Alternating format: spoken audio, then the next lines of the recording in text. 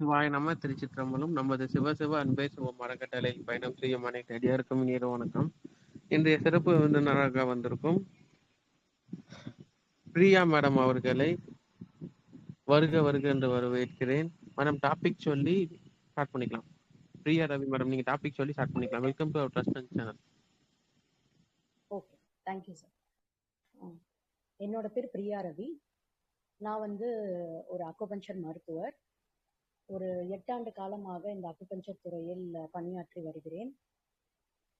இன்னைக்கு நான் பேச போற டாபிக்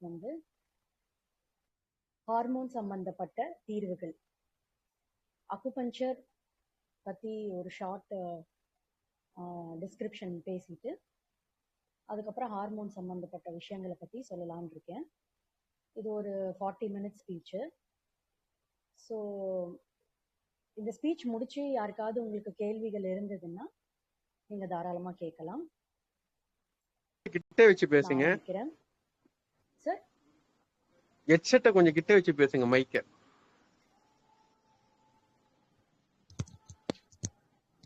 கிட்டதான் சார் இருக்கு. வாய்ஸ் கம்மியா இருக்கும். வாய்ஸ் கம்மியா இருக்கு. வாய்ஸ் கம்மியா இருக்கு.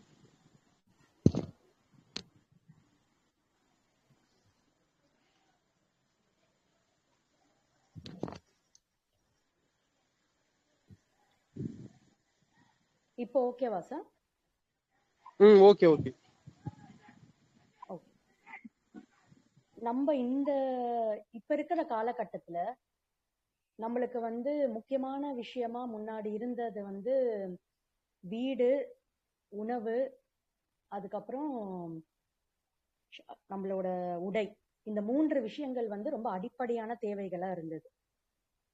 ஆனா இப்ப இருக்கிற காலகட்டத்துல நம்மளுக்கு மருத்துவமும் அதுல இணைஞ்சிருக்கு. இப்ப எல்லாரோட ஃபேமிலியில பாத்தீங்கன்னா மருத்துவத்துக்குன்னு ஒரு தனி காசை எடுத்து வைக்கிற நிலைமை வந்திருக்கு. சோ அப்படி இருக்கிற பட்சத்துல நம்ம மருத்துவம்னா அதாவது எது நம்ம மருத்துவம் அப்படின்னு நம்ம கரெக்டா கண்டுபிடிக்கிற கட்டாயத்துல நம்ம இருக்கோம். அலோபதி மருத்துவத்தை தவிர மற்ற மரபு வழி மருத்துவங்கள்லாம் பாத்தீங்கன்னா சித்தா, ஆயுர்வேதம், யுனானி, ஹோமியோபதி, அக்குபஞ்சர், இந்த மாதிரி ஏராளமான மருத்துவங்கள் 140 மருத்துவங்கள் இருக்கு. அதுல அங்கீகார பெற்ற மருத்துவம் பாத்தீங்கன்னா சித்தா, ஆயுர்வேதம், யுனானி, ஹோமியோபதி, அக்குபஞ்சர், இந்த மருத்துவங்கள்லாம் இருக்கு. இப்ப இருக்கிற மக்களுக்கு அக்குபஞ்சர்னா என்ன அப்படிங்கறத தெரியாம இருக்காங்க. ஸோ அதனாலதான் அதை பத்தி நான் ஒரு ஷார்ட் டிஸ்கிரிப்ஷன் சொல்லலான் இருக்கேன். அக்குபஞ்சர்ல பாத்தீங்கன்னா இது நம்ம பஞ்சபூதத்தோட இணைஞ்ச மருத்துவம், மருந்தில்லா மருத்துவம். அதாவது இருக்கிற மருத்துவங்கள்லயே மருந்தில்லாத மருத்துவம், தலையாய மருத்துவம் அப்படின்னா அது அக்குபஞ்சர் மட்டும்தான். மீதி இருக்கிற மருத்துவங்கள்லாம் ஏதோ ஒரு மருந்து சார்ந்த மருத்துவங்களா தான் இருக்கு.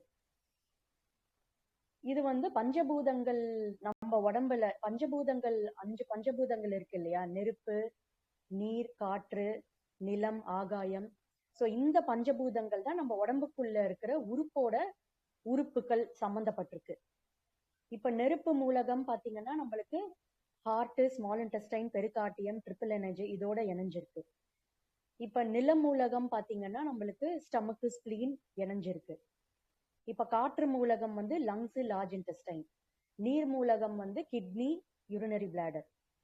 ஆகாயம் லிவர், கேல் பிளாடர். சோ இப்படி ஒவ்வொரு பஞ்சபூதமும் நம்மளுக்கு ஒவ்வொரு உறுப்போட இணைஞ்சிருக்கு. சோ அந்த பஞ்சபூத சக்தி நேரடியா நம்ம உடம்புக்குள்ள இணையுது. சோ அந்த சக்தி பற்றாக்குறையை மீறிதான் நம்மளுக்கு உணவும் நீரும் தேவைப்படுது. இப்போ இந்த அக்குபஞ்சர்ல இது முதல்ல நம்ம தமிழ்நாட்டுல ஃபாதர் ஆஃப் அக்குபஞ்சர், இந்திய தந்தை, அக்குபஞ்சருக்கு இந்திய தந்தை அப்படின்னா ஃபஸ்லுர் ரஹ்மான் சித்திக் ஜமால். இவங்க 2 பேரு தான் அக்குபஞ்சரை நம்மளோட இந்திய அளவுல ரொம்ப பிரபலமா ஆக்கினவங்க. அவங்க 1984 MBBS முடிச்சு அதுல அவங்களுக்கு நாட்டம் இல்லாம வேற என்ன நல்ல மருத்துவம் இருக்கு அப்படின்னு தேடி போனப்ப அக்குபஞ்சரை சீனால படிச்சு அதுக்கப்புறமா அங்க வந்து சீனால எல்லாம் எப்படின்னா அக்குபஞ்சரை ஒரு கூட்டு மருத்துவமா தான் செஞ்சுட்டு இருக்காங்க. தனிச்ச மருத்துவமா வந்து அங்க இல்ல.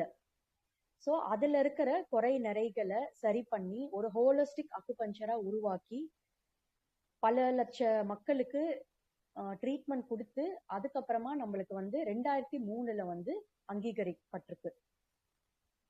இப்ப இந்த அக்குபஞ்சர்ல மூன்று வகையான டயக்னோஸ் மெத்தட் இருக்கு. பார்த்தறிதல், ரெண்டாவது கேட்டறிதல், மூணாவது தொட்டறிதல். பார்த்தறிதல்ல வந்து நம்ம கண்ணு, காது, மூக்கு, நாக்கு இதெல்லாம் பார்த்து டயக்னோஸ் பண்றது. கேட்டறிதல்ல வந்து அவங்க சொல்ற தொந்தரவுகளை கேட்டு முட்டி வலி, கால் வலி, தலைவலி இந்த மாதிரி அவங்களோட தொந்தரவுகளை அவங்க வாயால கேட்டு நம்ம டயக்னோஸ் பண்ணி ட்ரீட்மெண்ட் கொடுக்கறது. மூன்றாவது முறை வந்து தொட்டறிதல். அது நாடிய பார்த்து 2 கையிலையும் நாடிய பார்த்துட்டு அந்த நாடி வந்து அந்த உடம்புக்குள்ள அந்த 12 உறுப்புகள் அதோட சமநிலை எங்க கெட்டிருக்கு அப்படிங்கறத பார்த்து அதுக்கு ட்ரீட்மெண்ட் கொடுக்கறது. இப்படி 3 வகையான டயக்னோஸ் மெத்தட் இருக்கு. ஸோ இந்த டயக்னோஸ் மெத்தட் பேஸ் பண்ணி ஒரு இடத்துல புள்ளியை செலக்ட் பண்ணி ஒன்று கால்லயோ இல்லை கையிலையோ உடம்புல ஏதோ ஒரு இடத்துல புள்ளியை செலக்ட் பண்ணி ஒரு 20 செகண்ட் 20 to 30 செகண்ட் வந்து கையால தொடுறதாலேயோ இல்லை சின்ன ஊசியால செலுத்துறதால இந்த ட்ரீட்மெண்ட் நடக்குது. இப்ப நம்ம உடம்புல மொத்தமா பாத்தீங்கன்னா 365 புள்ளிகள் இருக்கு, 14 சக்தி நாளங்கள் இருக்கு, 12 உறுப்புகளுக்கு 12 சக்தி நாளங்கள், சேனல்ஸ் சொல்லுவாங்க. ஸோ மீதி வந்து 2 சக்தி நாளம் வந்து நம்மளோட குளிர்ச்சிக்கும் குளிர்ச்சிக்கு ஒரு சக்தி நாளம், வெப்பத்துக்கு ஒரு சக்தி நாளம், இந்த மாதிரி 14 சேனல்ஸ் இருக்கு. ஆனா இந்த 365 புள்ளிகள்ல 65 புள்ளிகள் தான் வந்து நம்மளுக்கு பஞ்சபூத சக்தி வந்து நேரா நம்ம உடம்புல செலுத்துற புள்ளிகள். மீதி இருக்கிற புள்ளிகளை வந்து நம்ம சக்தியை கடத்துற புள்ளிகள் தான், டைரக்டா கிடைக்கிற புள்ளிகள் இல்லை. ஸோ நம்ம இப்ப மற்ற அக்குபஞ்சர் மாடர்ன் அக்குபஞ்சர்லாம் வந்து இந்த 365 புள்ளிகள் வைத்து தான் வந்து பண்ணிட்டு இருக்காங்க. ஸோ கடத்துற புள்ளியோட சேர்த்து தான் பண்ணிட்டு இருக்காங்க. இப்போ எங்களுக்கு வந்து இந்த ஒரு புள்ளி சிகிச்சைன்றது வந்து ஒரு 10 வகையான தொந்தரவுகள் சொன்னாலும் அந்த 10 வகையான தொந்தரவுகளுக்கும் சரியாகிறதுக்கான ஒரு புள்ளி தேர்ந்தெடுத்து ட்ரீட்மெண்ட் கொடுக்குற மெத்தட் வந்து எங்களுக்கு சொல்லி கொடுத்துருக்காங்க. ஸோ அதனால ஒரு புள்ளிய தேர்ந்தெடுத்து ட்ரீட்மெண்ட் கொடுக்கறதாலேயே அந்த 10 தொந்தரவுகள் குணமாகிறது நாங்க வந்து கண்கூடா பாக்குறோம். இப்ப மாடர்ன் அக்குபஞ்சர் நம்மளோட அக்குபஞ்சருக்கு என்ன டிஃபரன்ஸ் அப்படின்னா, இந்த அக்குபஞ்சரிஸ்ட் அதாவது ஒரு புள்ளி சிகிச்சை கொடுக்கறவங்க வந்து நீங்க எப்படி வந்து சரியான அக்குபஞ்சரிஸ்ட கண்டுபிடிக்கலாம் அப்படின்னா, முதல்ல வந்து மருந்துகளை நிறுத்த சொல்லுவாங்க. நீங்க வேற எந்த மருந்துகள் சாப்பிட்டுட்டு இருந்தாலும் அதை முதல்ல நிறுத்துங்கன்னு சொல்லுவாங்க. அதுக்கப்புறம் ஒரு புள்ளி தான் தேர்ந்தெடுத்து ட்ரீட்மெண்ட் பண்ணுவாங்க. அதுக்கப்புறம் ஒரே வகையான கட்டணம் தான். இப்ப வந்து நீங்க ஒரு ஜுரத்துக்கு வந்தாலும் சரி, இல்ல ஒரு கேன்சர் கட்டி வந்தாலும் சரி, எந்த வகையான பேஷண்ட் வந்தாலும் ஒரே வகையான கட்டணம் வாங்குவாங்க. இந்த மாதிரி நீங்க வந்து கரெக்டான அக்குபஞ்சரிஸ்ட தேர்ந்தெடுக்கலாம். இப்ப மாடர்ன் அக்குபஞ்சர்ஸ் அவங்க எல்லாம் வந்து எல்லாருமே நாடி பார்ப்பாங்களான்னு தெரியாது. அதுக்கப்புறம் மருந்துகளை நிறுத்த சொல்லுவாங்களான்னு கூட தெரியாது.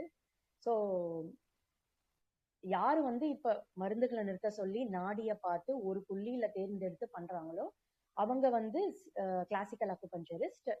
அதுக்கப்புறம் அவங்க அக்குபஞ்சரை முழுமையா படிச்சிருக்காங்கன்னு சொல்லலாம்.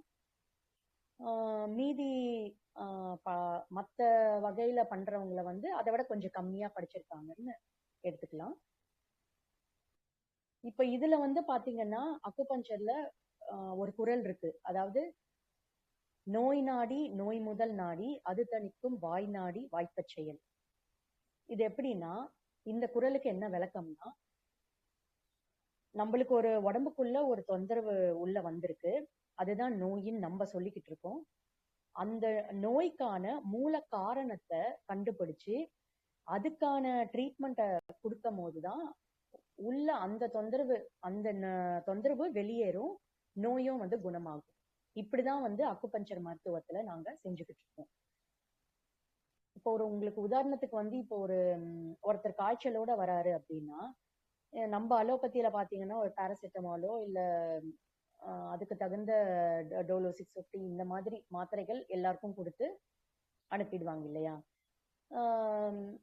அந்த மாதிரி இருக்கிற ஒரு 10 பேர் இருக்காங்க அப்படின்னா 10 பேருக்கும் அந்த மாதிரி கொடுத்து அனுப்பிடலாம். ஆனா அந்த 10 பேருக்கும் ஒரே தொந்தரவால ஜுரம் வந்திருக்காது, காய்ச்சல் வந்திருக்காது. இப்போ ஒருத்தருக்கு வந்து நைட்டு தூங்காம இருக்கிறதுனால காய்ச்சல் வந்திருக்கலாம், ஒருத்தங்களுக்கு மோஷன் போகாம இருந்ததுனால காய்ச்சல் வந்திருக்கலாம், ஒருத்தருக்கு வந்து அதிகமான கெமிக்கல்ஸ் சாப்பிட்டதுனால காய்ச்சல் வந்திருக்கலாம், ஒருத்தங்க வயிறு தொந்தரவால காய்ச்சல் வந்திருக்கலாம், மோஷன் போகாததுனால காய்ச்சல் வந்திருக்கலாம். ஸோ இந்த மாதிரி வந்து நிறைய ரீசன்ஸ் இருக்கு காய்ச்சல் வர்றதுக்கு. உடம்புக்கு வந்து ரெஸ்டே கொடுக்காம, ஓய்வே கொடுக்காம வேலை செஞ்சு செஞ்சு இருக்கிறவங்களுக்கும் காய்ச்சல் வரும். ஸோ அவங்க நாடிய பார்க்கும் போது எந்த மூலகத்துல சீர்கெட்டு இருக்கோ அந்த மூலகத்துல ட்ரீட்மெண்ட் கொடுக்கும் போது அந்த காய்ச்சல் வந்து குணமாகும், அந்த தொந்தரவும் முழுமையா அங்க இருந்து நீங்கும். இதுதான் வந்து இந்த நோய் நாடி நோய் முதல் நாடி அது தணிக்கும் வாய் நாடி வாய்த்த செயல். நோயை வந்து கரெக்டா கண்டறிஞ்சு நாடி மூலியமா அதன் பின்னால் நம்ம வந்து கொடுக்குற ட்ரீட்மெண்ட் வந்து உடம்புல இருக்கிற மொத்த தொந்தரவுகளையும் நோய்களையும் குணமாக்கும்ன்றதுதான் அதோட விளக்கம். ஸோ இதுதான் அக்குபஞ்சரை பத்தி சொல்லியிருக்கேன். ஸோ இப்ப வந்து எல்லாரும் கேட்கலாம், சரி இப்ப எல்லாரும் வந்து வெளியில இருக்கிற பஞ்சபூத சக்தி உடம்புக்குள்ள போகதானே செய்யும், அப்ப எல்லாருக்குமே எங்க இருந்து நோய் வரும், எங்க இருந்து உடம்புக்குள்ள இருந்து தொந்தரவுகள் வரும் அப்படிங்கறத நினைக்கலாம். ஆனா நம்ம இப்ப இருக்கிற லைஃப் ஸ்டைல்ல பாத்தீங்கன்னா, அதாவது இப்ப நம்ம பஞ்சபூத சக்தின்னு சொல்றோம் இல்லையா, அது வந்து நம்மளோட கையில, அதாவது உடம்பு முழுக்க வந்து இந்த முடிகள் இருக்கு, அந்த முடிகள் கீழே பாத்தீங்கன்னா சிறு சிறு ஓட்டைகள் இருக்கு. அந்த ஓட்டைகள் வழியாதான் வந்து நம்மளுக்கு பஞ்சபூத சக்தி வந்து உள்ள போகுது. சோ அந்த புள்ளிகளை வந்து இப்ப வந்து நம்ம அடைக்கிறதுக்கான வேலைகளை தான் நம்ம பார்த்துட்டு இருக்கோம். அதனாலதான் அந்த பஞ்சபூத சக்தி உள்ள போகாம இருக்கு. அப்புறம் இன்னொரு விதி என்னன்னா, நம்ம வந்து கழிவு வந்து உடம்புல நிறைய சேர்த்து வச்சுட்டு இருக்கோம். சோ அந்த கழிவு எதனால சேருது அப்படின்னா, 4 விஷயங்கள் நம்ம வந்து ஃபாலோ பண்ணாம இருக்கிறதுனால சேருது.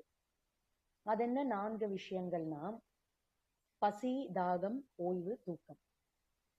அதாவது பசிங்கிறது வந்து பசிச்சாதான் சாப்பிடணுமானா பசிச்சாதான் சாப்பிடணும், பசி இல்லைன்னா உணவை நம்ம தொடவே கூடாது.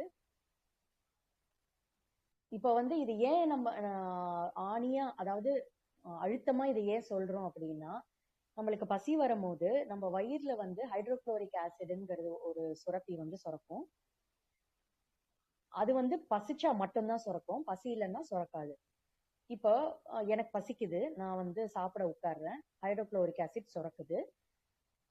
அப்ப சாப்பிடுற உணவு வந்து முறையா ஜீரணமை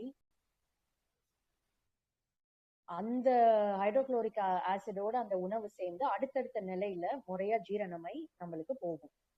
அப்படி கடைசியா வர அந்த மெட்டீரியல் வந்து நம்மளுக்கு நல்ல எனர்ஜியா, நல்ல ரத்தமா நம்மளுக்கு கன்வெர்ட் ஆகும்.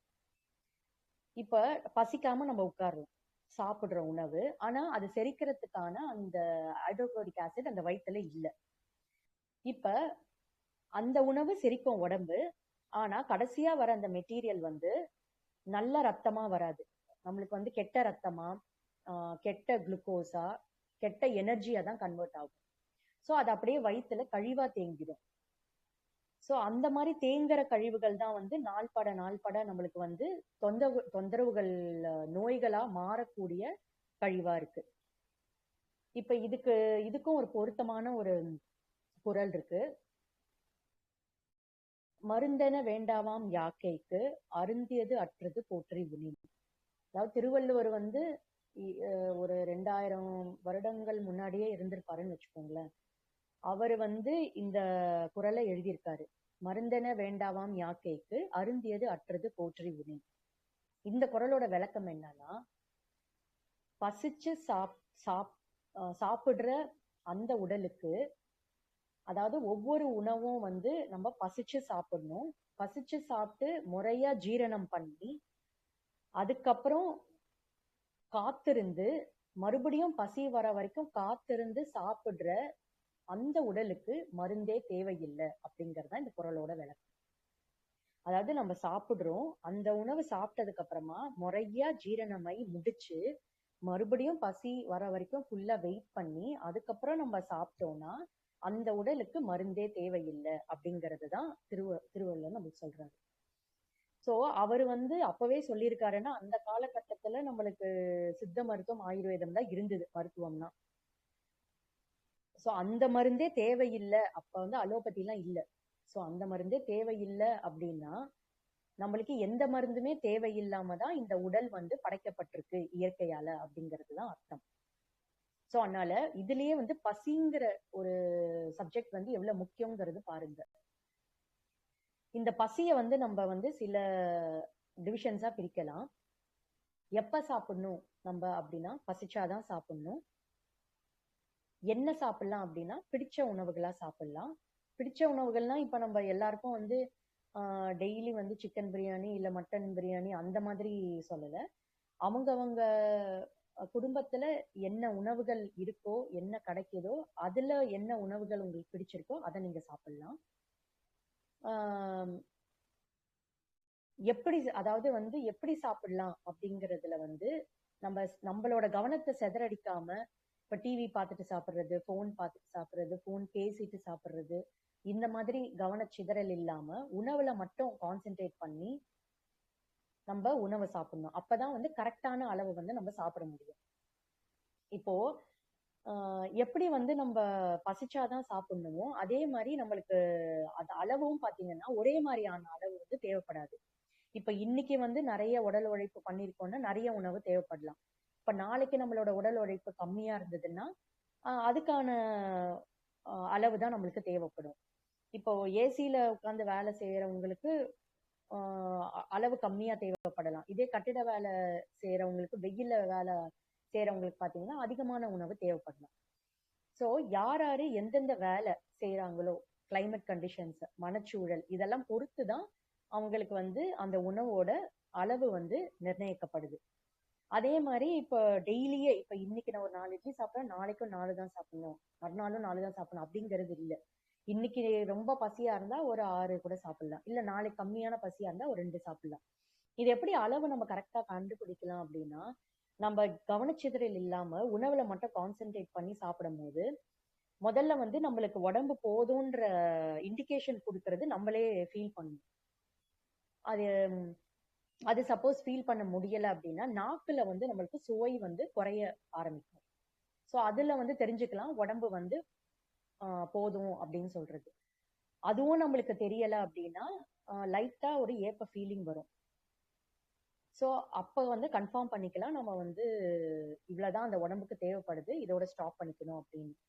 சோ அதையும் உங்களுக்கு கண்டுபிடிக்க தெரியல அப்படின்னா வெளியில ஏப்பம் வரும், அப்படின்ற மாதிரி ஒரு ஏப்பம் வரும். அப்ப வந்து உடம்பு தயவு செய்து நிறுத்து, இதுக்கு மேல நீ சாப்பிட்டன்னா ஜீரணம் பண்றதுக்கு என்னால முடியாதுன்னு அந்த உடம்பு உங்களுக்கு சொல்லுது. சோ இந்த வகையான முறையில வந்து நீங்க வந்து தெரிஞ்சுக்கலாம் எந்த அளவு சாப்பிடணும்னு. இப்ப உங்களுக்கு இப்ப பசிக்குது, நீங்க உட்காடுறீங்க, பிடிச்ச உணவு சாப்பிடுறீங்க. இப்ப உங்களுக்கு 100 மில்லி தான் தேவைப்படுது அப்படின்னா ஒரு 4 இட்லி சாப்பிடுறீங்க, 100 மில்லி கிடைச்சிருச்சு. லைட்டா நம்மளுக்கு அந்த டேஸ்ட் நாக்குல குறைய ஆரம்பிக்குது. அப்ப நீங்க தெரிஞ்சுக்கலாம் இவ்வளவுதான் தேவைப்படுது, முடிச்சுக்கலாம் இதோட. இல்ல நம்ம பிளேட்ல வந்து சிக்கன் குழம்போட இன்னும் எக்ஸ்ட்ரா 4 இட்லி இருக்கு, அதை சாப்பிட்டே ஆகணும் அப்படின்னா இப்ப நீங்க வந்து இப்ப 100 மில்லி சாப்பிட்ட அந்த உணவு வந்து முறையா உங்களுக்கு ஜீரணமாயி அது எனர்ஜி, நல்ல எனர்ஜியா கன்வெர்ட் ஆகும். இப்ப எக்ஸ்ட்ராவா நீங்க சாப்பிடுற அந்த 4 இட்லி பாத்தீங்கன்னா முறைக்கெட்டு ஜீரணமாயி அது வந்து கெட்ட எனர்ஜியா கன்வெர்ட் ஆகும். அதாவது கெட்ட ரத்தமா, கெட்ட குளுக்கோஸா, இந்த மாதிரி உங்களுக்கு கன்வெர்ட் ஆகும். அது அப்படியே வயிற்றுல கழிவா தேங்கிடும். சோ இப்படிதான் வந்து நம்ம அதாவது கழிவுகளை ஸ்டார்ட் பண்ற விஷயம். சோ பசிச்சு சாப்பிடணும், பிடிச்ச உணவா சாப்பிடுங்க, எந்த கவனச்சிதறல் இல்லாம கரெக்டான அளவை சாப்பிடுங்க. அப்புறம் உணவுகளை வந்து நம்ம தேடி தேடி போய் சாப்பிட வேண்டாம். நம்ம வந்து எந்த ஒரு சத்தும் வந்து தேடி போய் சாப்பிட வேண்டாம். அதாவது பசிச்சு எந்த உணவு பிடிச்சிருக்கோ அந்த உணவை நீங்க சாப்பிட்டாலே உங்க உடம்புக்கு தேவையான சத்து வந்து அந்த உடம்பு கன்வெர்ட் பண்ணிக்கும். இப்போ ஒரு உதாரணத்துக்கு வந்து இப்போ ஒரு ஆடு எடுத்துக்கிட்டா, ஆடு வந்து ஃபுல்லா உடம்பு ஃபுல்லா வந்து என்ன சத்து இருக்குன்னா ஃபேட் இருக்கு இல்லையா? இப்போ நம்ம ஆனா அந்த ஆடு சாப்பிடுறது என்ன சாப்பிடுது? அவ்வளோ ஃபேட் உடம்பு ஃபுல்லா கிடைக்குது அப்படின்னா அது வந்து நான்வெஜ் சாப்பிடணும். ஆனா அது சாப்பிட்றதெல்லாம் வெஜ் தான். ஏதோ இலை தலைகள் இதுதான் சாப்பிடுது. சோ அது சாப்பிடுற அந்த சாதாரண உணவுல இருந்து ஃபுல்லா ஃபேட்டா கன்வெர்ட் பண்ற திறன் எப்படி இயற்கை வந்து விலங்குகளுக்கு கொடுத்துருக்கோ அதே திறன் நம்ம மனிதர்களுக்கும் கொடுத்துருக்கு. இப்ப நீங்க பசிக்குது, உங்க உடம்புல வந்து கால்சியம் பற்றாக்குறையா இருக்கு, நீங்க சாப்பிட உட்காருங்க, ஆனா கால்சியம் உணவா நீங்க சாப்பிடல, நீங்க வேற ஏதோ வந்து பொட்டாசியமோ இல்ல விட்டமின்ஸோ இருக்கிற உணவை சாப்பிடுறீங்க. ஆனா பசிச்சு சாப்பிடும் போது அந்த விட்டமின் நிறைஞ்ச உணவு வந்து கால்சியமா கன்வெர்ட் ஆகிற திறன் நம்ம உடம்புக்கு இருக்கு. சோ அதனால நீங்க டெய்லி வந்து இவ்வளவு நட்ஸ் சாப்பிடணும், இல்ல இவ்வளவு ஃப்ரூட்ஸ் சாப்பிடணும், இவ்வளவு எனர்ஜெட்டிக்கா வந்து இவ்வளவு விட்டமின்ஸ் எடுத்துக்கணும், மினரல்ஸ் எடுத்துக்கணும், அந்த மாதிரி நீங்க தேடி போய் உணவுகளை சாப்பிட வேண்டாம். பசிச்சு சாப்பிடுங்க, பிடிச்ச உணவா சாப்பிடுங்க, கவனச்சிதறல் இல்லாம கரெக்டான அளவை சாப்பிடுங்க. இப்ப தாகம்.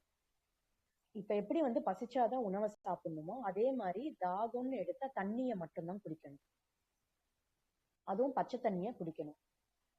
இப்ப தண்ணிங்கிறது வந்து இப்ப உணவுகள்ல எப்படி வந்து நம்ம கரெக்டான அளவு சாப்பிடணும்னு நம்ம நிர்ணயிச்சிருக்கோமோ, நிர்ணயிக்கல, அதாவது கரெக்டான அளவு வந்து உடம்புக்கு கொடுத்தாதான் நம்மளுக்கு கழிவுகள் தேங்காம வச்சு பாதுகாத்துக்கலாம். அதே மாதிரி தண்ணியிலயும் பாத்தீங்கன்னா கரெக்டான அளவு தண்ணி குடிக்கும் போதுதான் உடம்பு ஆரோக்கியமா இருக்கும். அதிகமான நம்ம தண்ணி குடிக்கும் போது உடம்புல நிறைய உபாதைகள் ஏற்படும். ஆனா இப்ப இருக்கிற சூழல்ல பாத்தீங்கன்னா 8 glass of water, 2 litres of water, காலையில எந்திரிச்ச உடனே 2 லிட்டர் தண்ணி குடிக்கணும், அந்த மாதிரி எல்லாம் ஒரு பேச்சுக்கள் புழக்கத்துல இருக்கு. நம்ம சிலபஸ்லயே இருக்குன்னு வச்சுக்கோங்களேன். ஆனா அப்படி தேவையில்லை. இப்ப எந்திரிச்ச உடனே தாகம் எடுத்ததுன்னா தண்ணி குடிக்கலாம், இல்லைன்னா வேண்டாம். நம்ம கான்செப்டே என்னன்னா தாகம் எடுக்கும்போது தண்ணி குடிக்கலாம், அது எந்திரிச்ச உடனேவா இல்ல தூங்கும் போது குடிக்க கூடாதா, அந்த மாதிரி கேள்விகள்லாம் 1000 கேள்விகள் வரும். ஆனா உங்களுக்கு தாகம் எடுக்கும் போது எப்ப வேணாலும் தண்ணி குடிக்கலாம். அந்த ஒரு கான்செப்டை நீங்க புரிஞ்சுக்கிட்டா போதும். இப்ப அத வந்து தண்ணி வந்து எப்படி நீங்க கரெக்டான அளவு குடிக்கலாம் அப்படிங்கறதுன்னா, இப்ப உங்களுக்கு தாகம் எடுக்குது, நீங்க தண்ணி குடிக்கிறீங்க. இப்ப 1 கிளாஸ் தண்ணி இருக்கு, 1 சொம்பு தண்ணி இருக்கு. நீங்க வந்து அதாவது தண்ணி குடிக்கும் போது சிப் பண்ணி குடிக்கும் போது உடம்பு வந்து உங்களுக்கு ஈஸியா இண்டிகேஷன் கொடுக்கும், போதும் இந்த அளவுக்கு தண்ணி குடிச்சது அப்படின்னு. இப்ப நீங்க இதே வந்து சொம்பு தண்ணி, இப்ப ஒரு டம்ளர் தண்ணி இருக்கு, சொம்பு தண்ணி இருக்கு, தாகம் எடுக்குது, குடிக்கிறீங்க. நீங்க டம்ளர்ல சிப் பண்ணி குடிக்கிறீங்க, அந்த ஒரு டம்ளரே போதுமானதா இருக்கு. இப்போ ஒரு சொம்பு தண்ணி ஃபுல்லா தூக்கி குடிக்கிறீங்க, சிப் பண்ணி குடிக்காம தூக்கி குடிக்கிறீங்க, அது டைரக்டா அந்த தோட் பைப்ல விழுது உங்களுக்கு. சோ அப்படி குடிக்கும் போது உங்களுக்கு அந்த சொம்பு தண்ணி குடிச்சிடுறீங்க. ஆனா உங்களுக்கு தேவைப்படுறது என்னவோ அந்த ஒரு டம்ளர் தண்ணி தான். சோ எக்ஸ்ட்ராவா நிறைய தண்ணி குடிச்சிருக்கீங்க.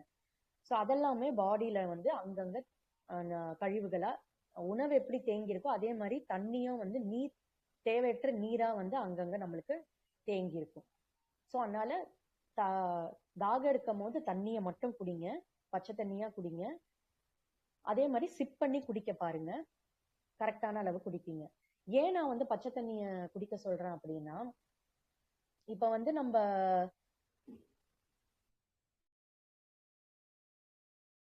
இப்ப நம்மளுக்கு வந்து தண்ணி வந்து ஏன் தண்ணிய பச்சை தண்ணியா குடிக்க சொல்றேன்னா,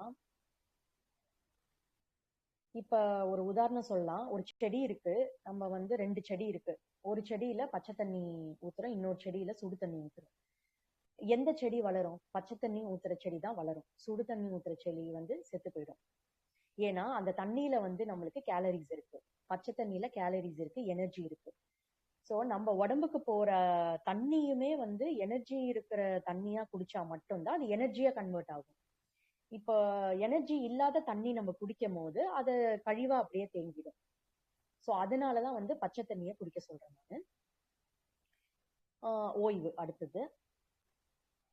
அதாவது ஓய்வுங்கிறது வேற, தூக்கம்ங்கிறது வேற. ஓய்வுங்கிறது என்னன்னா, நம்ம கண்டினியூஸா பண்ற வேலைகள்ல நடுவுல ஒரு பிரேக் கொடுத்து ஒரு 5 மினிட்ஸோ 10 மினிட்ஸோ 15 மினிட்ஸோ பிரேக் கொடுத்து நம்ம ரிலாக்ஸ் பண்றது தான் வந்து ஓய்வு. இப்ப காலையில இருந்து நைட்டு வரைக்கும் நம்ம வந்து ஸ்ட்ரெஸ் இல்லாம நல்ல ஒர்க் பண்ணணும் அப்படின்னா நம்மளுக்கு வந்து ஓய்வு அவசியம். ஸோ உடம்பு எப்பப்போ ஓய்வு கேட்குதோ அப்ப நீங்க ஓய்வு கொடுங்க. அது ஏன் வந்து அடிக்கடி கொடுக்க சொல்றேன் அப்படின்னா, இப்போ ஒரு 2 மணி நேரம் 3 மணி நேரம் ஒரு வேலை இருக்குன்னா, இப்போ ஒரு 2 ஹவர்ஸ் வேலை செய்றீங்க, அதுக்கப்புறம் ஒரு 10 மினிட்ஸ் வந்து ஓய்வு கொடுக்கும் போது அந்த டைம்ல உடம்பு வந்து ரீசார்ஜ் பண்ணிக்கும். அடுத்து வர ஒரு 2 மணி நேரத்துக்கு நம்ம அமைதியா ஸ்ட்ரெஸ் இல்லாம வேலை செய்யறதுக்கான ரீசார்ஜ் அந்த 10 மினிட்ஸ்ல உடம்பு வந்து சேகரிச்சிடும். ஸோ நீங்க என்ன வேணாலும் பண்ணலாம். 10 மினிட்ஸ்ல படுக்கலாம், இல்ல டிவி பார்க்கலாம், இல்ல வேற ஏதாவது வந்து போன் பேசலாம். உங்களுக்கு ரிலாக்ஸ் பண்றதுக்கு என்ன மாதிரி தேவையோ அந்த மாதிரி ரிலாக்ஸ் பண்ணிக்கலாம். ஸோ அந்த மாதிரி ரிலாக்ஸ் பண்ற ஒரு விஷயம் தான் ஓய்வுங்கிறது. அடுத்தது வந்து முக்கியமான டாபிக் தூக்கம். அதாவது இப்ப இருக்கிற காலகட்டத்துல தூக்கங்கிறது வந்து நம்ம சும்மா ஏதோ போர் அடிக்கிறதுக்கு தூங்குற மாதிரி இருக்கு. ஆனா தூக்கங்கிறது பாத்தீங்கன்னா ரொம்ப முக்கியமான விஷயம்.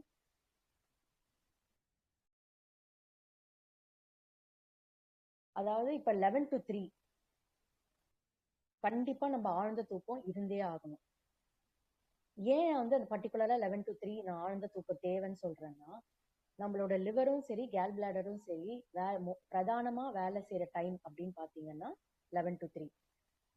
ஸோ அந்த டைம்ல வந்து ஆழ்ந்த தூக்கம் இருந்தா மட்டும்தான் அந்த 2 உறுப்புகளும் அந்த பிரதானமான வேலையை செய்யும். அது என்ன வேலை அப்படின்னா, நச்சுக்களை பிரித்தெடுக்கிற வேலை.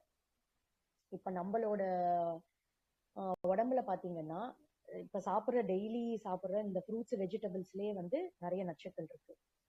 ஸோ அந்த நச்சுக்கள் வந்து டெய்லி நம்ம வெளியேற்றிட்டோம்னா உடம்புல எந்த கழிவும் தேங்காது. ஸோ நம்ம டெய்லி வந்து 9:30க்கு படுத்தா மட்டும்தான் 11 o'clock வந்து ஆழ்ந்த தூக்கம் வரும். இப்ப நம்ம இப்ப 9:30க்கு நம்ம படுக்கல அப்படின்னா, இப்போ ஒரு 10:30 11க்கு படுக்கிறோம் அப்படின்னா 12 o'clock ஆழ்ந்த தூக்கம் வரும். 12 o'clock 1 o'clock வரும். ஸோ அந்த லிவர் வேலை செய்யற அந்த 11 to 3ல பாதி வந்து நம்ம கெடுத்துட்டோம்.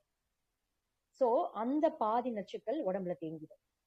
ஸோ டெய்லி, அதாவது என்னைக்காவது ஒரு நாள் மேரேஜுக்கு போறோம் இல்ல வெளியில போறோம் லேட்டா தூங்குறோம்னா அது உடம்பு தகம் வச்சிருக்கும். ஆனா டெய்லி அந்த ரொட்டீனா அந்த வேலை பார்க்கும்போது அந்த உடம்புல கொஞ்சம் கொஞ்சமா வந்து அந்த நச்சுக்கள் வந்து சேர ஆரம்பிச்சிருச்சுன்னா அதுதான் வந்து பின்னால நம்மளுக்கு கேல் பிளாடர்ல கட்டி இல்ல லிவர்ல கட்டி இல்ல கல்லு வர்றது. இதெல்லாம் ரீசன் வந்து பாத்தீங்கன்னா நம்ம 11 to 3 ஆழ்ந்த தூக்கம் இல்லாததுதான். ஸோ 9:30க்கு நம்ம படுத்தே ஆகணும். அப்படி படுத்தாதான் உடம்புல நச்சுக்கள் தேங்காம இருக்கும். ஒரே ஒரு நிமிஷம் சார் வரேன்.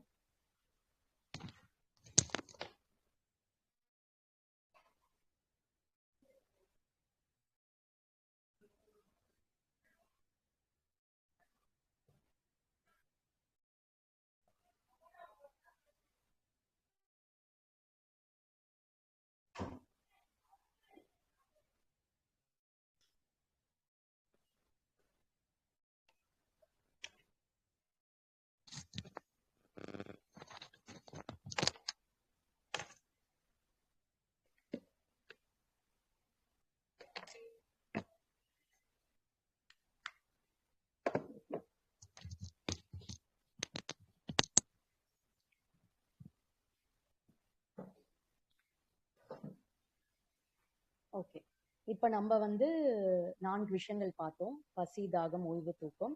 ஸோ இந்த 4 விஷயங்களை நம்ம கடைபிடிச்சாலே போதும், நம்மளுக்கு உடம்புக்குள்ள எந்த தேக்கமும் இருக்காது. இந்த தேக்கத்தினாலதான், அதாவது பசிக்காம சாப்பிட்றதுனால, அளவுக்கு அதிகமா சாப்பிட்றதுனால, தாகம் எடுக்காம தண்ணி குடிக்கிறதுனால, அளவுக்கு அதிகமா தண்ணி குடிக்கிறதுனால, உடம்பு ஓய்வு கேட்கும் போது ஓய்வு கொடுக்காததுனால, இரவு நைட்டு தூக்கம் வந்து லேட்டா தூங்குறதுனால, லேட் நைட் சாப்பிட்றதுனால, இப்ப நைட்டு உணவு, அதாவது இரவு உணவு அப்படிங்கிறது வந்து 9:30க்கு நம்ம படுக்கணும்னா நம்ம உடம்ப, அதாவது நம்ம வயிறை வந்து அப்ப காலியா வச்சுக்கணும். இப்ப நம்ம 9:30க்கு படுக்கிறோம்னா ஒரு 7:30 மணிக்கு நம்ம இரவு உணவை வச்சுக்கிட்டா நல்லது. ஒரு 8 மணிக்குள்ள நம்ம சாப்பிட்டோம்னா நல்லது. ஏன்னா நம்ம படுக்கும் போது வயிறு காலியா இருந்தாதான் அந்த 2 உறுப்புகளும் நச்சுக்களை ஈஸியா பிரிச்செடுக்கும். இப்ப நம்ம 9:30 மணிக்கு படுக்கிறோம்னா 9 o'clock சாப்பிட்டுட்டு 9:30 மணிக்கு படுத்தோம்னா நம்மளுக்கு டைஜஷன் ஒர்க் தான் நடக்குமே தவிர நச்சுக்களை பிரிச்செடுக்கிற வேலை நடக்காது. ஸோ அதனால இரவு உணவு மட்டும் 80 அதாவது 8 மணிக்குள்ள சாப்பிட்டுட்டு 9:30 மணிக்கு படுக்கிற மாதிரி பார்த்துக்கோங்க. ஸோ இப்ப நான் இந்த 4 விஷயங்கள் யார் சரியா ஃபாலோ பண்றாங்களோ அவங்களுக்கு உடம்புகள்ல கழிவுகள் தேங்காது, அவங்களுக்கு நோய்கள்ங்கிறது வராம இருக்கும். அவங்க சாகிற வரைக்கும் பாத்தீங்கன்னா மருத்துவத்துக்கு போகவே தேவையில்லை, மருத்துவத்துக்கு ஒரு பைசா செலவு பண்ண வேண்டிய அவசியமே இருக்காது. ஸோ இதுதான் நம்ம கழிவுகளை தேங்காம உடம்புல பாதுகாக்கிற விஷயம். இப்ப அடுத்து ஹார்மோன் சம்பந்தப்பட்ட விஷயங்களை பார்க்கலாம். இப்ப இருக்கிற சூழல்ல ஹார்மோன் சம்பந்தப்பட்ட நோய்கள் அப்படின்னா முக்கியமான கட்டத்துல இருக்கிறது சர்க்கரை நோய், இதய நோய், தைராய்டு. ஸோ சர்க்கரை நோயின்றது எல்லாருக்கும் தெரியும், இன்சுலின் சுரக்குது. இதய நோய்க்கு அட்ரினலின், தைராய்டுக்கு தைராக்சின். ஸோ இதுதான் ஹார்மோன் சம்பந்தப்பட்ட நோய்களா இப்ப இந்த காலகட்டத்துல அதிகமா நம்ம தமிழ்நாடே பாத்தீங்கன்னா ஒரு 3வது இடத்துல இருக்குதுன்னு வச்சுக்கோங்களேன். அந்த மாதிரி நம்ம நகர்ந்து போய்கிட்டு இருக்கோம். இப்ப இந்த ஹார்மோன் நம்ம உடம்புல ஏன் சுரக்க மாட்டேங்குது, ஏன் பற்றாக்குறையா இருக்கு, ப்ராப்ளமா இருக்கு அப்படின்னா, நம்ம உடம்புல ஒரு தொந்தரவு வெளியில தெரியுது, ஒரு வலியா வெளியே தெரியுது அப்படின்னா அது 3வது நிலையில தான் தெரியும். அதாவது பிசிக்கல் சேஞ்சஸ்ன்னு சொல்லுவாங்க. அதுலனா நம்மளுக்கு தெரிய ஆரம்பிக்கும். ஆனா அதுக்கும் முன்னாடி பாத்தீங்கன்னா 2 நிலைகள் இருக்கு, கெமிக்கல் சேஞ்சஸ், எனர்ஜி சேஞ்சஸ். அதாவது கெமிக்கல் சேஞ்சஸ்ன்றது வேதியியல் மாற்றம், எனர்ஜி சேஞ்சஸ்ன்றது ஆற்றல் மாற்றம். சோ இந்த 2 மாற்றத்திலையும் பலவீனமா இருந்து நோய் உள்ளேயே தேங்கினாதான் 3வது நிலையான பிசிக்கல் சேஞ்ச், உடலியல் மாற்றத்துக்கு நம்மளுக்கு தெரிய ஆரம்பிக்கும். இப்போ ஒரு வயிற்று வலி வருதுன்னா அந்த வலி 3வது நிலையா இருக்கு, அதுக்கு முன்னாடி கெமிக்கல் சேஞ்ச் அங்க நடந்திருக்கு, அதுக்கும் முன்னாடி ஆற்றல் சேஞ்ச் நடந்திருக்கு. இப்ப இந்த ஹார்மோன் எங்க ஃபங்க்ஷன் ஆகுது அப்படின்னா ஆற்றல் மாற்றத்துக்கு பின்னால, அதாவது கெமிக்கல் சேஞ்சஸ்க்கு முன்னால ஆற்றல் மாற்றத்துக்கு பின்னாலதான் இந்த ஹார்மோன் சேஞ்சஸ் அப்படிங்கிறது நடக்குது. இது எந்த ஒரு ஆராய்ச்சியிலையும் இன்னும் கண்டுபிடிக்க முடியல எங்க இந்த சேஞ்சஸ் நடக்குது அப்படிங்கிறது. ஏன்னா இப்ப எல்லா லேப் ரிப்போர்ட் டெஸ்ட் அங்கெல்லாம் டெஸ்ட் எடுக்க போனோம்னா எல்லாமே அதாவது கெமிக்கல் சேஞ்சஸோட ஸ்டாப் ஆயிடுதே தவிர அதுக்கும் முன்னாடி இருக்கிற ஆற்றல் சேஞ்சஸ் ஆற்றல் மாற்றம் அங்க தெரியல. ஸோ எல்லா மரபுவழி மருத்துவங்களுமே பாத்தீங்கன்னா ஆற்றல் மாற்றம்ல தான் ட்ரீட்மெண்ட் கொடுக்குறாங்க.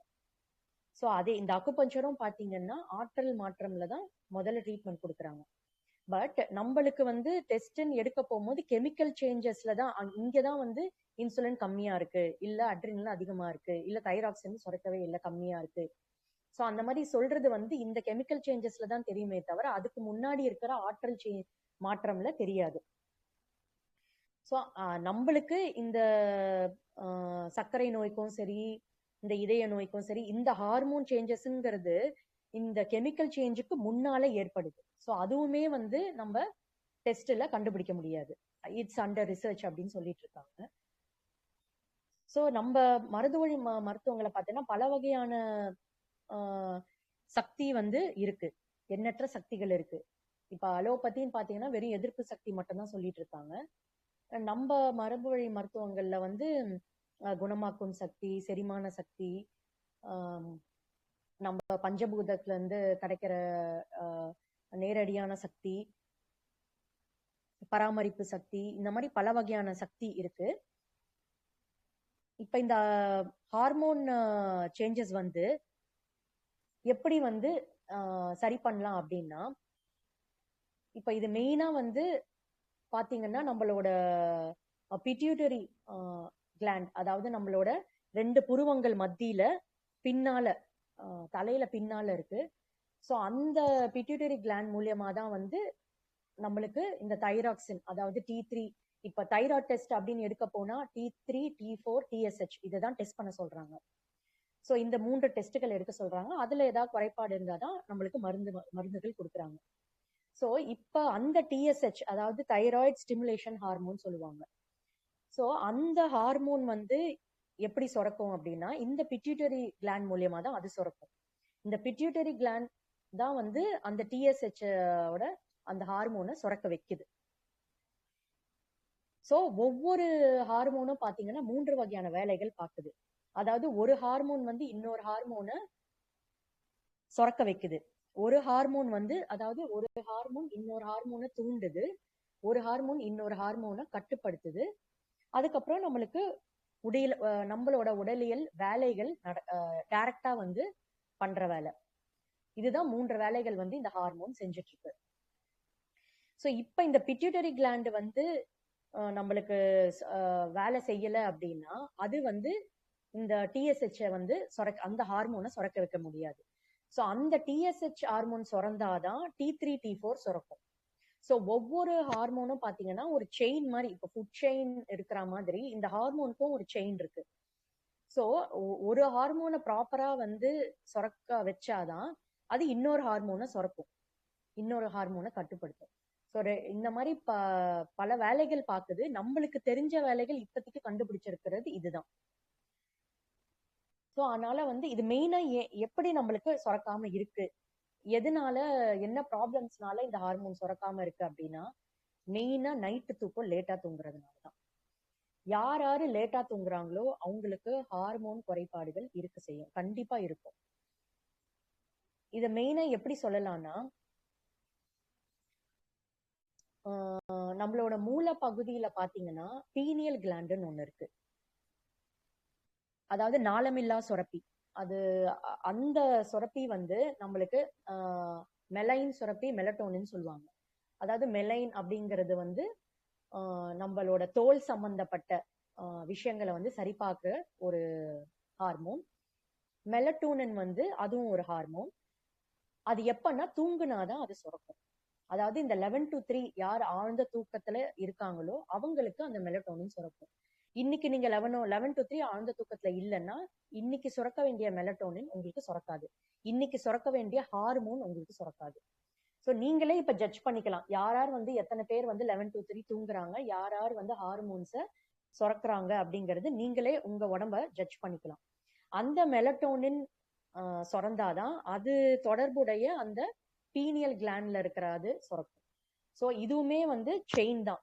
ஆனா இன்னுமே வந்து ஒவ்வொரு ஹார்மோனும் எந்த ஹார்மோனை சுரக்க வைக்குது, எதை வந்து கட்டுப்படுத்துது அப்படிங்கிற முழு விவரம் இன்னுமே வந்து கண்டுபிடிக்க முடியல.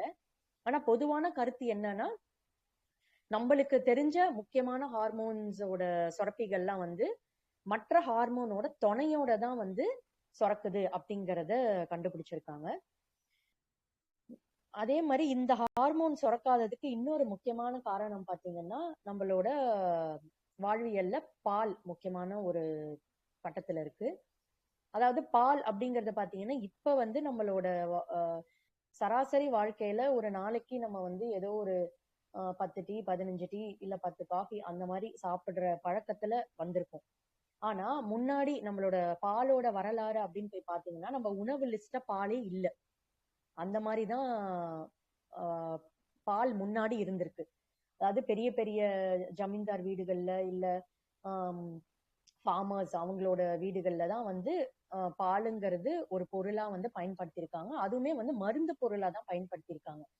திரவ உணவு எடுக்க முடியாத அந்த நோயாளிகள் வந்து பாலை வந்து மருந்தா பயன்படுத்திக்கலாம். அதுவுமே பால்ல வந்து ஏதோ ஒரு சுக்கோ இல்ல மிளகோ அந்த மாதிரி போட்டு மருந்தா பயன்படுத்திக்கலாங்கிறது தான் சித்த மருத்துவர் இவங்கெல்லாம் வந்து பரிந்துரைக்கிறதே தவிர டைரக்டா பால் எடுக்கிற இது வந்து நம்மளோட வரலாறுல இல்ல. அதெல்லாம் வந்து நம்மளோட இந்த பிரிட்டிஷர்ஸ் அவங்கெல்லாம் வந்து கொண்டு வந்த பழக்கம் தான். அந்த காலத்துல இருக்கிற மக்கள் வந்து பிளெயின் டீ தான், பிளாக் டீ பிளாக் காஃபி அப்படி குடிச்சு வந்த மக்கள் தான், பாரம்பரியமா வந்த மக்கள் அப்படிதான் குடிச்சிருக்காங்க. யாருமே பாலை பயன்படுத்தி வந்து டீ காஃபி எல்லாம் குடிச்சதில்லை. அதனால பால், அதாவது நம்மளுக்கு இப்ப வந்து பால்ல பாத்தீங்கன்னா 2 வகையான பொருட்கள், பெப்சின், ரெனின்னு சொல்லுவாங்க. சோ அந்த 2 பொருட்கள் வந்து எப்ப சுரக்கும், எப்ப வரும் நம்மளுக்கு, அது எதுக்கு சுரக்குது அப்படின்னா அந்த பாலை டைஜஸ்ட் பண்றதுக்கு தான் அந்த பெப்சின், ரெனின் வந்து படைக்கப்பட்டிருக்கு. அது நம்மளுக்கு 5 வயது வரை, அதாவது நம்ம குழந்தை பிறந்து 5 வயது வரை அந்த பெப்சின், ரெனின்ன்றது இருக்கும். அந்த பாலை செரிக்கிறதுக்காக. எந்த பாலுன்னா, அவங்க அந்த குழந்தை வந்து அம்மாவை ஃபீட் பண்ணுவாங்க இல்லையா, சோ அம்மாவோட பால் குடிக்கிற அந்த குழந்தைக்கு அந்த பாலை செரிக்கிறதுக்காக பெப்சின், ரெனின் அப்படின்ற அந்த 2 பொருள் வந்து படைக்கப்பட்டிருக்கு. இப்ப இந்த பொருள் 5 வயசுக்கு அப்புறம் பாத்தீங்கன்னா நம்மளுக்கு நின்னுடும், நம்மளுக்கு இருக்காது. சோ நம்மளுக்கு இயற்கையிலேயே பாத்தீங்கன்னா பாலை வந்து அம்மாவோட பால் குடிக்கிறதுக்கு மட்டும்தான் நம்மளுக்கு அந்த உடம்பு படைக்கப்பட்டிருக்கு. அதுக்கப்புறம் வந்து பால் குடிச்சோம்னா அதை செரிக்கிறதுக்கான தன்மை நம்ம உடம்புல இல்ல அப்படிங்கிறதுதான் உண்மை. சோ நம்ம இப்ப வந்து நீங்க தெரிஞ்சுக்கலாம், ஒரு நாளைக்கு எத்தனை பேர் வந்து அந்த பாலை பயன்படுத்தி பாலோ இல்ல தயிரோ சாப்பிடுறதுங்கிறது கொஞ்சம் ப்ராப்ளமேட்டிக்கான விஷயம். மோர் வேணா எடுத்துக்கலாம், தினசரி கூட மோர் எடுத்துக்கலாம். பட் பால் தயிரை அவாய்ட் பண்ணோம்னா அந்த ஹார்மோன் நம்மளுக்கு சுரக்கிறதுக்கான வாய்ப்பு அதிகம். பாலை வந்து கட்டுப்படுத்தணும்னா, பால் இல்லாம நம்ம வாழ்க்கை முறையில வச்சுக்கிட்டா ஹார்மோன் சம்பந்தப்பட்ட எந்த தொந்தரவும் வராம இருக்கும். அப்படி பாலை எடுத்துக்கிட்டோம் அப்படின்னா அது முழுக்க ஜீரணமை அடுத்து பசி வர வரைக்கும் வெயிட் பண்ணி சாப்பிட முடியும் அப்படின்னா அவங்க வேணா எடுத்துக்கலாமே தவிர, அப்படியானா இந்த சூழல்ல யாரும் இருக்காங்களான்னு தெரியல. அந்த ஒரு பாலை குடிக்கிறோம்னா ஒரு 3-4 மணி நேரமாவது ஆகும் நம்மளுக்கு ஜீரணமாக. சோ அந்த மாதிரி வெயிட் பண்ணி முறையா பசிய கவனிச்சு சாப்பிடுறவங்க வேணா அந்த பாலை எடுத்துக்கலாம். அதுவுமே வந்து இப்ப பேக்கெட்ல வர பால் எல்லாமே வந்து கெமிக்கல்ஸ் தான். அது எதுவுமே வந்து மாட்டு, அதாவது மாடோட பால் அப்படிங்கிறது அதுல இல்ல. இப்ப நீங்க கூகுள்ல போய் வந்து சர்ச் பண்ணி பாத்தீங்கன்னா ஹவு டு ப்ரிப்பேர் ஆர்டிபிஷியல் மில்க்னு போட்டீங்கன்னா உங்களுக்கு ஒரு லிஸ்ட் வரும். அந்த லிஸ்ட் நம்ம வீட்லயே அந்த பொருட்கள் இருக்கும், அதை வச்சு நீங்க கலக்கி யூஸ் பண்ணீங்கன்னா அதுவே பாலா நம்மளுக்கு வந்துடும். அந்த மாதிரிதான் இப்ப நம்மளுக்கு பேக்கெட்ல பாலா கொடுக்கறது. சோ மாட்டுப்பால் அப்படிங்கிறது ஓகே. நீங்க வந்து ஒரு மாட்டு பால் உங்களுக்கு கிடைக்குது அப்படின்னா, ஒரு ட்ரஸ்ட் பர்சன் கொடுக்குறாங்க அப்படின்னா நீங்க எடுத்துக்கலாம். அதாவது இன்ஜெக்ஷன்ஸ் எல்லாம் அதுலயுமே பாத்தீங்கன்னா இப்ப ஹார்மோன் இன்ஜெக்ஷன்ஸ் எல்லாம் நிறைய போடுறாங்க. இப்ப ஜெர்சி மாடுங்க அந்த மாதிரி எல்லாம் வந்து மாடுங்களுக்கு நிறைய ஹார்மோன் இன்ஜெக்ஷன்ஸ் போட்டு நிறைய பால் சுரக்கணும் அப்படிங்கிறதுக்காக, சோ அந்த ஹார்மோனோட துகள்கள் அந்த பால்ல இருக்கும். சோ அந்த பாலை குடிக்கிற நம்மளுக்கு நம்ம உடம்புல வந்து அந்த துகள்கள் டைரக்டா வரும். சோ அதனால இந்த இவ்வளவு விஷயங்கள் இருக்கு பால் சம்பந்தப்பட்ட தொந்தரவுகள். அதனால இதுக்கு மேல நீங்க பால் உங்களுக்கு முக்கியமா தேவை அப்படின்னா முறையா ஜீரணமை எடுத்துக்க பாருங்க, இல்லைன்னா முற்றிலுமே தவிர்க்கிறது வந்து ரொம்ப நல்லது. அது தவிர்க்கிறது ஹார்மோன் சம்பந்தப்பட்ட தொந்தரவுகள் நீக்கிறதுக்கு உதவியா இருக்கும். இன்னொன்னு வந்து நம்மளுக்கு கெமிக்கல்ஸ்ன்றது வந்து மாத்திரை மருந்து, அதுவுமே ஒரு வகையான ட்ரக்ஸ்ன்னு வச்சுக்கோங்க. ஸோ அந்த கெமிக்கல்ஸும் உடம்புக்குள்ள போய் நம்மளுக்கு கழிவாதான் தேங்கும். அது கழிவா தேங்குறது மட்டும் இல்லாம நம்மளுக்கு பல சைடு எஃபெக்ட்ஸும் வந்து அது உருவாக்கி கொடுக்கும். அந்த கெமிக்கல்ஸ் நிறைய நம்ம உடம்புக்குள்ள சேர சேர சேர அந்த ஹார்மோன் சுரக்கிற ப்ராப்ளம்ஸ் வந்து நம்மளுக்கு வரும். அதே மாதிரி டப்பா ப்ராடக்ட்ஸ், நம்ம வந்து இப்ப ஃபாஸ்ட் ஃபுட்டுன்னு சாப்பிடுற இந்த டப்பா ப்ராடக்ட்ஸ் எல்லாம் வந்து தவிர்த்துக்கிட்டா இந்த ஹார்மோன் சம்பந்தப்பட்ட பிரச்சனைகளை தவிர்க்கலாம். வீட்டுல சமைச்சு சாப்பிடுற பழக்கம் இருந்தா நல்லது. என்னைக்காவது ஒரு நாள் ஒகேஷனலா வெளியில போய் சாப்பிடலாம், அது ப்ராப்ளம் இல்லை. பட் ரெகுலரா நம்மளோட ஃபுட் ஹேபிட்ஸ்ல பாத்தீங்கன்னா இயற்கை உணவுகளா நம்ம சமைச்சு சாப்பிடுற உணவா இருந்தா நல்லது. என்னைக்காவது ஒரு நாள் வெளியில போய் சாப்பிட்டுக்கலாம், இல்ல இந்த மாதிரி பேக்கடு ப்ராடக்ட்ஸ் சாப்பிட்டுக்கலாம். ஸோ பேக்கடு ப்ராடக்ட்ஸ் இந்த மருந்துகளை தவிர்த்தோம்னா அதுவுமே நம்மளுக்கு ஹார்மோன் சுரப்பிகளை சுரக்கும், அந்த சம்பந்தப்பட்ட பிரச்சனைகளும் இல்லாம இருக்கும். ஸோ இதுதான் வந்து இன்னைக்கு நம்ம பார்த்த டாபிக்கு. இன்னொன்னு பாத்தீங்கன்னா, அதாவது ஷெட்யூல் ஜே அப்படிங்கிற ஒரு இது இருக்கு. அதாவது நம்மளுக்கு 1980கள்ல பாத்தீங்கன்னா நம்மளுக்கு ஹைகோர்ட் ஒரு ஜட்ஜ்மெண்ட் கொடுத்திருக்காங்க. அது ஷெட்யூல் ஜே, நீங்க கூகுள்ல போய் சர்ச் பண்ணீங்கன்னா தெரியும். ஸோ அதுல என்ன சொல்லியிருக்காங்கன்னா, நம்மளோட அதாவது இப்ப வர்ற உடம்புக்குள்ள வர்ற நோய்கள்ல வந்து ஒரு 52 வகையான நோய்களுக்கு வந்து அலோபதி முறையில சரி பண்ண முடியாது அப்படிங்கிற விஷயத்த தான் வந்து அதுல சொல்லியிருக்காங்க. ஸோ அதுல பாத்தீங்கன்னா நம்ம இப்ப என்னென்ன ஃபேஸ் பண்ணிட்டு இருக்கோமோ எல்லாமே அதுல இருக்கு. இப்ப நம்மளுக்கு சர்க்கரை நோயில இருந்து, இதய நோயில இருந்து, தைராய்டுல இருந்து, நம்மளுக்கு கண்ணு ப்ராப்ளம்ல இருந்து, வயிறு அல்சர்ல இருந்து, கேன்சர்ல இருந்து, பல்லு தொந்தரவுல இருந்து, கட்டிகள், கற்கள், கர்ப்பப்பை சம்பந்தப்பட்ட விஷயங்கள், எல்லா தொந்தரவும் அந்த 52 வகையான டிசீஸ்க்குள்ள எல்லாமே அடங்கியிருக்கு. ஸோ அதெல்லாம் வந்து சரி பண்ண முடியாதுன்னு அப்பவே ஜட்ஜ்மெண்ட் கொடுத்ததுதான் அது. இப்ப நம்ம போய் இப்போ ஜென்ரலா அவங்க கிட்ட போய் இதெல்லாம் சரி பண்ண முடியாதே, இந்த மாதிரி இப்ப கொடுத்துருக்காங்களே அப்படின்னு கேட்கும் போது பாத்தீங்கன்னா, நாங்க சரி பண்றோம்னு சொல்லலையே, கண்ட்ரோல் தானே பண்றோம்னு சொல்றோம் அப்படிங்கிற ஒரு விஷயத்த சொல்றாங்க. ஸோ இப்ப வந்து நம்மளுக்கு ஒரு சுகரே இப்ப நீங்க எடுத்துக்கிறீங்க, இன்சுலின் இப்ப நம்ம வயிறுல வந்து இப்ப ஒரு உதாரணத்துக்கு நம்ம வயிறுல வந்து பசி வரும்போது ஹைட்ரோகுளோரிக் ஆசிட் சுரக்குது. இப்ப அந்த ஆசிட் வந்து சுரக்கலன்னு வச்சுக்கோங்களேன், அது ஒரு நோயா தொந்தரவா இருக்கு ஒரு நோயாளிக்கு அப்படின்னா, அவங்களுக்கு அந்த ஆசிட் நம்ம உடம்புலயே சுரக்கிற அந்த தன்மைங்கிறது வேற மாதிரி இருக்கும். இப்ப அந்த ஹைட்ரோகுளோரிக் ஆசிட் நம்ம ஒரு கெமிக்கல் லெபார்டரியில இருந்து, அந்த லேப்ல இருந்து அங்க ஒரு ஹைட்ரோகுளோரிக் ஆசிட் இருக்கும், அதை எடுத்து அவங்கள குடிக்க சொன்னா அதுவும் இதுவும் ஒண்ணாகுமா? ஆகாது இல்லையா? சோ அது வேற தன்மையில இருக்கு, இது வேற தன்மையில இருக்கு இல்லையா? அதே மாதிரிதான் ஒவ்வொரு உடலுக்கும் பாத்தீங்கன்னா இன்சுலின், அட்ரினலின், இந்த தைராக்சின் எல்லாமே வேற தன்மையில தான் அது வந்து சுரக்கும். சோ ஒரு பொருள் நம்மளுக்கு சுரக்கலைங்கிறதுக்காக வெளியில ஆர்டிபிஷியலா இருக்கிற அந்த இன்சுலினையோ இல்ல அட்ரினலையோ நம்ம மருந்து மூலியமாவோ இல்ல செலுத்தும் போது அது பக்க விளைவா தான் நம்மளுக்கு வந்து சேரும். ஏன்னா அதுல அந்த இருக்கிற அந்த தன்மைங்கிறது வேறதான். இது நான் வெறும் இந்த இன்சுலின், அட்ரினலின் இந்த இது வகையான மாத்திரைகள் மட்டும் சொல்ல, நார்மலா நம்ம வந்து சாப்பிடுற விட்டமின்ஸ்லயும் பாத்தீங்கன்னா, இப்ப நம்ம உடம்புல விட்டமின் குறைபாடு இருக்குன்னா உணவு வந்து விட்டமினா கன்வெர்ட் ஆகுது. அது வந்து உடம்பே தானா அந்த விட்டமினா கன்வெர்ட் ஆகி அந்த தன்மை கொண்டு வருது. இப்ப அந்த விட்டமின் தன்மைங்கிறது வேற இருக்கும். ஒருத்தவங்களுக்கு விட்டமின் குறைபாடுனா அந்த தன்மை வேற மாதிரி சுரக்கும். ஆனா அதுக்கு பதிலா ஒரு விட்டமினை மாத்திரை நம்ம குடிச்சோம்னா அது இதுவும் ஒண்ணாகாது இல்லையா? சரி, எல்லா கான்செப்டுமே எல்லாம் ஒண்ணுதான். இப்ப நீங்க வந்து வெறும் இன்சுலின் மட்டும்தான் இப்படி இருக்கா, இல்ல பிபிக்கு மட்டும்தான் இப்படி இருக்கான்னு இல்ல, நார்மலா கொடுக்கிற எல்லா மாத்திரைகளும் சப்ளிமெண்ட்ஸுக்கு கூட இது பொருந்தும்.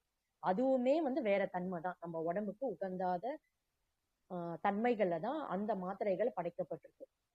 ஸோ அதனால வந்து எந்த மாத்திரை மருந்துமே இல்லாம உடம்பு சொல்றத மட்டும் கவனிச்சு பசி, தாகம், ஓய்வு, தூக்கம் இந்த 4 விஷயங்களை கடைபிடிச்சு எல்லா தொந்தரவுகளுக்கும் பாத்தீங்கன்னா இந்த 4 விஷயத்துக்குள்ளதான் அடங்கியிருக்கும்.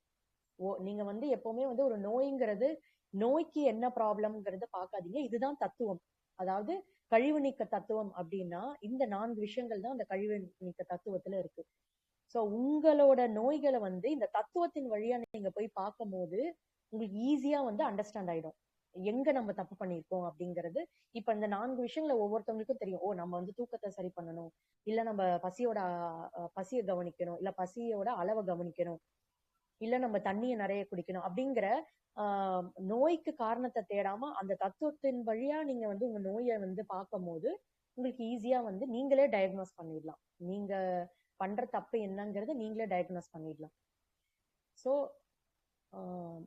அக்குபஞ்சர் மருத்துவத்தை உங்களுக்கு தேவைன்னா நீங்க அதை பத்தி என்னங்கிறத நான் சொன்னேன். ஸோ அதை நீங்க பார்க்கலாம். இந்த 4 விஷயங்கள் ஃபாலோ பண்ணி நோய் இல்லாத வாழ்க்கையா வாழணும் அப்படின்னு சொல்லிக்கிறேன். நன்றி. உங்களுக்கு ஏதாவது கேள்விகள் இருந்தா கேட்கலாம்.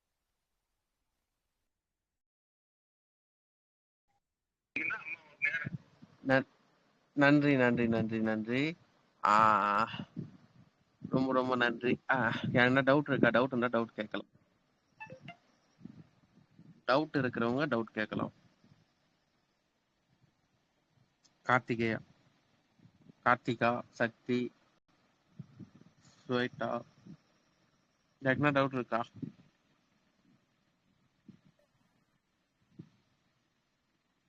யாருக்குமே எந்த டவுட் இல்லையா?